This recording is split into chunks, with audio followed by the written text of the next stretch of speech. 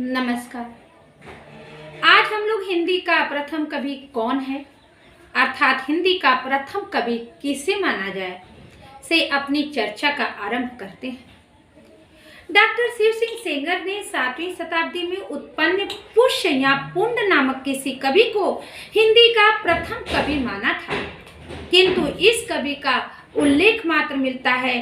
अभी तक उनकी कोई रचना उपलब्ध नहीं हुई है। राहुल जी ने 7वीं शताब्दी ईस्वी के सरहपाद को हिंदी का प्रथम कवि माना है। वे 84 सिद्धों में से एक थे।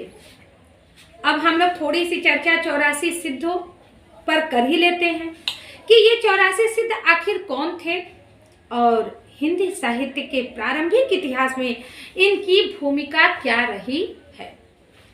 शुक्ल जी कहते हैं कि बौद्ध धर्म विकृत होकर वज्रयान संप्रदाय के रूप में देश के पूर्वी भागों में बहुत दिनों से चला आ रहा था। इन बौद्ध तांत्रिकों के बीच वामाचार अपनी चरम सीमा को पहुंचा। ये बिहार से लेकर आसाम तक फैले थे और सिद्ध कहलाते थे। 84 सिद्ध इन्हीं में हुए हैं, जिनका परंपरागत स्मरण जनता को अब तक है। इन तांत्रिक योगियों को लोग अलौकिक शक्ति संपन्न समझते थे। ये अपनी सिद्धियों और विभूतियों के लिए प्रसिद्ध थे। आगे शुक्ल जी ने बताया है कि राजशेखर ने कर्पूर मंजरी में भैरवानंद के नाम से एक ऐसे ही सिद्ध योगी का समावेश किया है। इस प्रकार जनता पर इन सिद्ध योगियों का प्रभाव विक्रम की 10वीं सदी से ही पाया जाता है, जो मुसलमानों के आने पर पठानों के समय तक कुछ न कुछ बना रहा। बिहार के नालंदा और विक्रमशिला नामक प्रसिद्ध विद्यापीठ इनके अड्डे थे। बख्तियार खिलजी ने इन दोनों स्थानों को जब उजाड़ा तब से ये तितर बितर हो गए। बहुत से वोट आदि अन्य देशों को चले गए। अब हम लोग 84 सिद्धों के नाम पर चर्चा कर लेते हैं।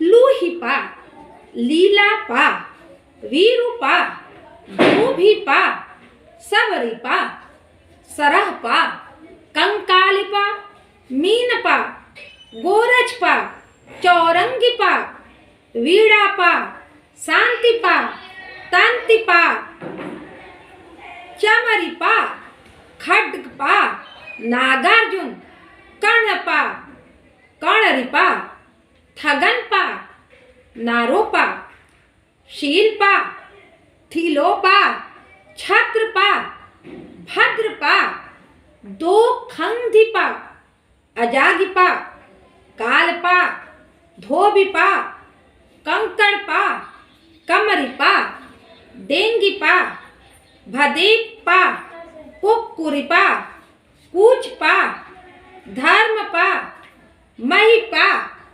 अचिंतिपा, भल्लहपा, नलिनपा, भुसकुपा, इंद्रभूति, मेकोपा, कुठालिपा, कमरिपा, जालंधरपा, राहुलपा, धर्वरिपा, धूकरिपा, मेदिनीपा, पंकजपा, घंटापा, जोगीपा, चेलुकपा, गुंडरिपा, निर्गुणपा, जयानंतपा, चरपटिपा, चंपकपा, भीखनपा, भालिपा, कुमारीपा, चमरीपा। आगे मणिभद्रपा, ये योगिनी है। कनखलापा, ये भी योगिनी है। कलकलपा, कंतालिपा, धौरिपा, उदरिपा, कपालपा, कीलपा, सागरपा, सर्वभक्षपा, नागबोधिपा, दारिकपा, पूतलिपा, पन्हपा, कोकालिपा, अनंगपा और लक्ष्मी करा, ये भी योगिनी है। समुंदपा, भलीपा। इस प्रकार 84 सिद्धों में 3 स्त्रियां अर्थात योगिनियां भी सम्मिलित थी। जिनके नाम मैं पुनः बता देती हूँ। मणिभद्रपा, कनखलापा, लक्ष्मी करा। आगे शुक्ल जी कहते हैं कि वज्रयान शाखा में जो योगी सिद्ध के नाम से प्रसिद्ध हुए, वे अपने मत का संस्कार जनता पर भी डालना चाहते थे। इससे वे संस्कृत रचनाओं के अतिरिक्त अपनी वाणी अपभ्रंश मिश्रित देश भाषा या काव्य भाषा में भी बराबर सुनाते रहे। उनकी रचनाओं का एक संग्रह पहले महामहोपाध्याय हरप्रसाद शास्त्री ने बंगला अक्षरों में बौद्ध गान ओ दोहा के नाम से निकाला था। पीछे त्रिपिटकाचार्य राहुल सांस्कृत्यायन जी भोट देश में जाकर सिद्धों की और बहुत सी रचनाएं लाए। शुक्ल जी कहते हैं कि सिद्धों में सबसे पुराने सरह, जिनका एक नाम सरोज वज्र भी है, जिनका काल डॉक्टर विनयतोष भट्टाचार्य ने विक्रम संवत 690 निश्चित किया है।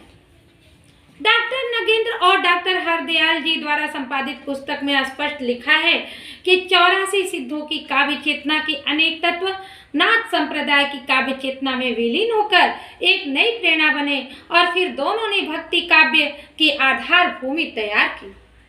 सिद्ध साहित्य से नाथ साहित्य का विकास हुआ और नाथ साहित्य की प्रेरणा से भक्तिकालीन संत साहित्य का प्रादुर्भाव हुआ, जिसके प्रथम कवि कबीर माने जाते हैं।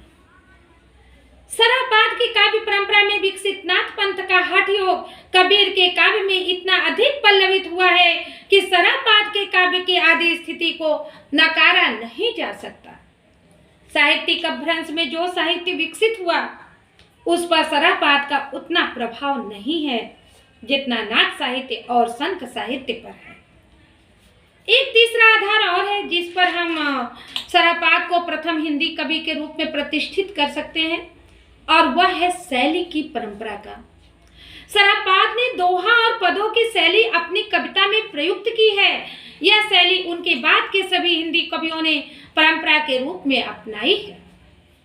हिंदी मुक्तक काव्य में दोहा सबसे अधिक प्रिय छंद रहा है, अतः सभी दृष्टियों से सरापाद को हिंदी का प्रथम कवि माना जा सकता है।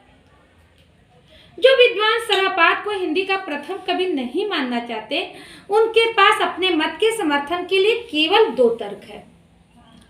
प्रथम तर्क वे यह प्रस्तुत करते हैं कि सरापाद की रचनाएं अपभ्रंश साहित्य का अंग है, और दूसरा तर्क यह है कि सरापाद के समय से 11वीं शताब्दी तक हिंदी की रचना परंपरा नहीं मिलती।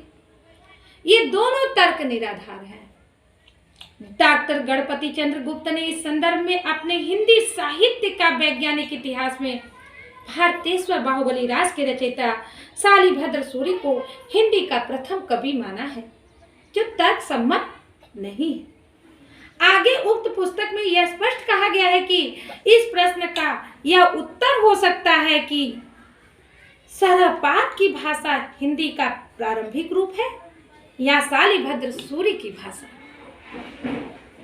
दोनों के उदाहरणों से स्वतः इसका उत्तर मिल जाता है और यह स्पष्ट हो जाता है कि सरापाद की भाषा अपेक्षाकृत हिंदी के अधिक निकट है। तो हम लोग सरापाद जी की रचना का एक छोटा सा उदाहरण भी देख सकते हैं। घोर अंधारी चंदमणि जिमि उज्जोय करे, परम महासुह एक कण दूरी अशेष हरे। वहीं पर हम लोग शालिभद्र सूरी जी की भी रचना का छोटा सा उदाहरण देख लेते हैं।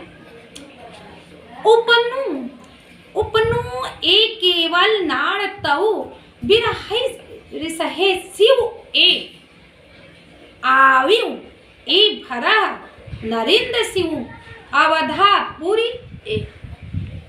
रही परंपरा की बात, तो उनके ग्रंथों का उतना महत्व नहीं जितना चेतना, भावना और विचारधारा का है, क्योंकि इन्हीं से साहित्य का अस्तित्व माना जाता है, न कि मात्र ग्रंथ की संख्या से। इस दृष्टि से सरापाद की देन अधिक महत्वपूर्ण है। उसकी भावधारा सिद्धों और नाथों से होती हुई कबीर तक अपनी परंपरा बनाती है, जबकि शालिभद्र सूरी की देन इस संदर्भ में नगण्य है। अतः सरापाद को हिंदी का प्रथम कवि मानना तर्कसंगत है।